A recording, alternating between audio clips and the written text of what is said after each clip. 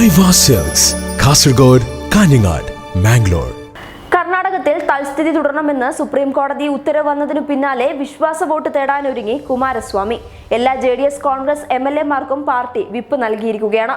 വിമതർക്കുൾപ്പെടെയാണ് party whip നൽകിയിരിക്കുന്നത്. Whip ലംഘിക്കുകയോ അല്ലെങ്കിൽ വിശ്വാസ വോട്ടെടുപ്പിൽ വോട്ട് രേഖപ്പെടുത്താതിരിക്കുകയോ ചെയ്താൽ അവർ അയോഗ്യരാകും.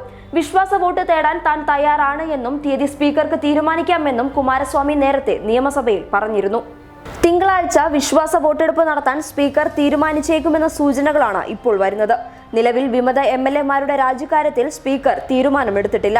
ഭീഷണിപ്പെടുത്തിയെന്ന് ചില MLA-മാർ പറഞ്ഞു എന്നും സമ്മർദ്ദങ്ങൾക്ക് വഴങ്ങിയാണ് രാജിവെച്ചതെന്നും വാർത്താ സമ്മേളനത്തിലടക്കം സ്പീക്കർ പറഞ്ഞിരുന്നു. ഭരണഘടനയുടെ 193(3)B ചട്ടം അനുസരിച്ച് രാജിവെച്ച അംഗങ്ങളുടെ കാര്യത്തിൽ അന്തിമ തീരുമാനമെടുക്കേണ്ടത് സ്പീക്കറാണ്.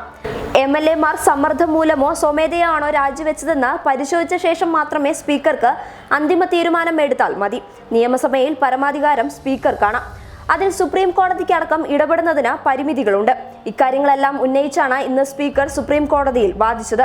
ആ വാദങ്ങളുടെ അടിസ്ഥാനത്തിൽ തന്നെയാകും സ്പീക്കറുടെ തുടർ നടപടികൾ.